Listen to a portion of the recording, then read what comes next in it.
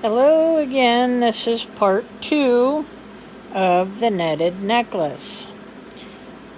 I have now made it to 15 inches on the first row of this netted necklace, and I'm ready to put the clasp or the wire guard on this end before I start the bottom row, which I will make a third video on showing you how to do that.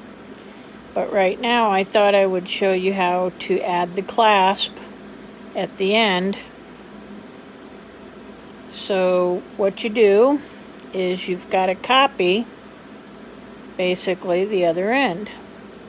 So the other end of the necklace has a round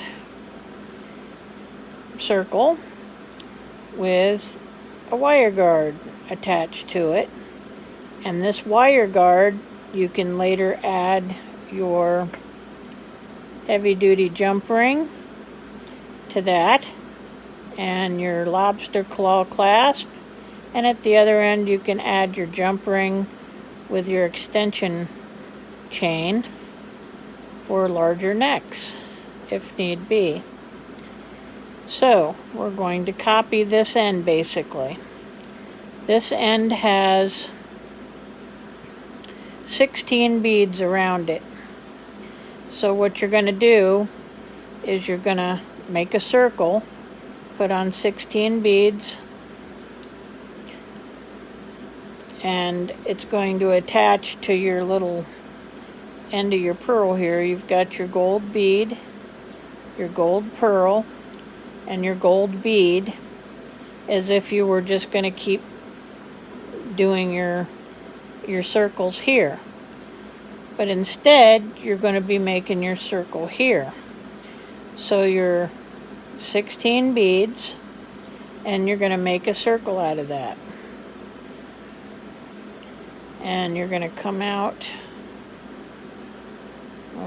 halfway would be 8 beads. So you're going to go through your silver beads. If I can do it, I'm going to have to look at the beads instead of the thing to get my needle through there. Hopefully you all are seeing what I'm doing. I've got 2,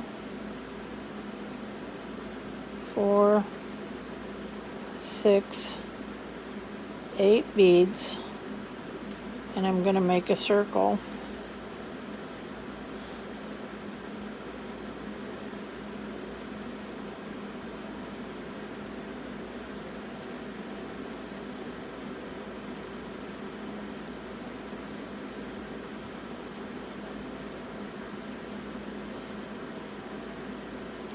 And you're going to pull that circle tight.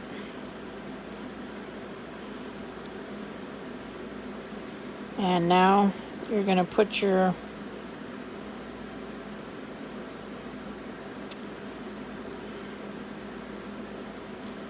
what I call a wire guard, I guess that's what they're called.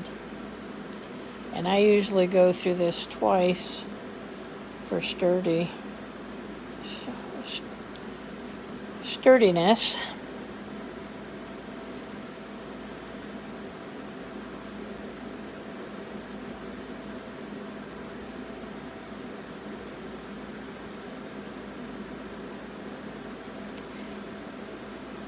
And I don't know if you can see this, but your thread will actually go along that halo right there. And you put your thread through here. And because we're coming out of this bead, we're going to go into that bead and go around and do it again for stability. So we're going to go into that bead. And all 8 of these beads.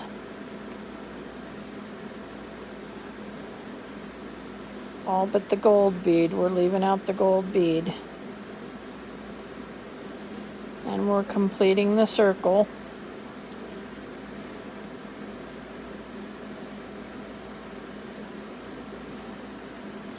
and make sure that thread goes on that halo right over here, because if it gets on the side or something like that, it ain't doing any good. Before you pull it tight, and you see we've got a little space. We need to make this go up to that. So I try to do this, pull it, and then as you go through these other 8 beads towards your wire guard again, it should close in, as long as you're keeping your thread tight, to a nice circle.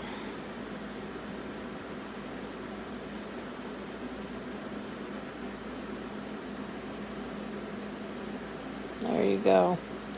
Now all we got to do is put the halo complete by putting, this will make the second time, put it through the wire guard and through these 8 beads again. And actually you're only going to go through 4 this time because you've already put it through twice. So pick 4 beads and exit.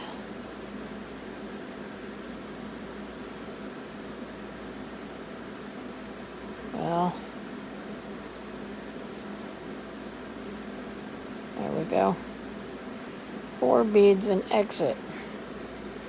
Pull it tight. Make sure that your thread is going on top of that halo of the wire guard, because it will slip if you don't, down to the side, and it won't do any good to have it up there. See how mine's trying to slip? We don't want it to do that. So we're going to guide that thread over the top of that halo and pull it tight. And now you have your circle like you do on this side with your wire guard. Now all we're going to do is connect. We went through our 4.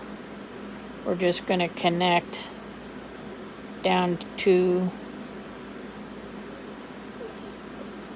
the crystal, because that's where we're going to start our second row, and that'll finish off the side.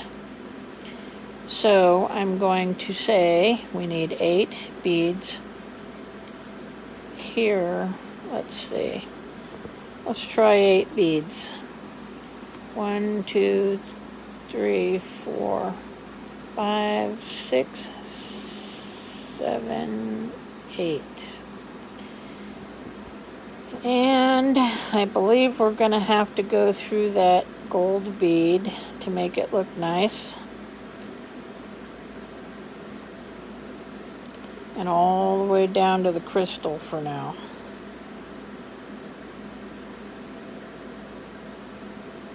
That's where you're going to exit, at the bottom near the crystal.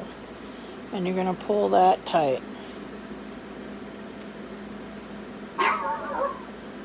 Sorry about the doggy barking. He hears something.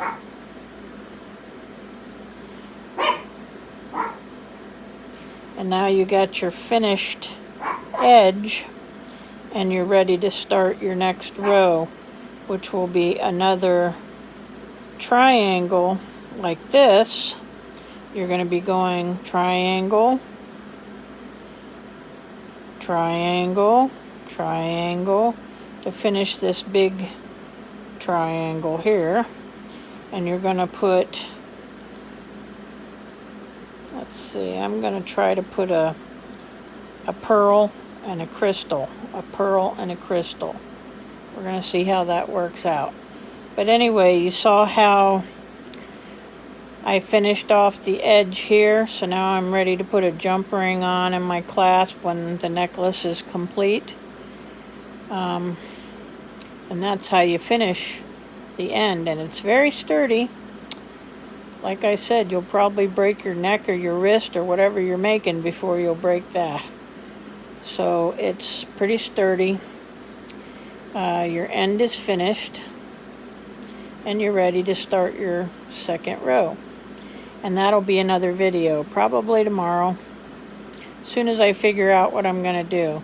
I'm not exactly copying the pattern that was on Pinterest because I'm not liking how big these little areas are here. So I may shorten it some to put the bottom row on there, or I don't know what I'm going to do yet, but we'll see. Once I get going, I'll make another video for you. I hope you were able to catch up and figure out how to end your necklace. If this is where you wanted to stop, you just go back in through here and half hitch knot until it's secure and put your ends on and you're done. But I'm going to actually have a second row, and I might even go a third row depending on how that looks. That's the next video, folks. This is video number 2. Thank you for watching.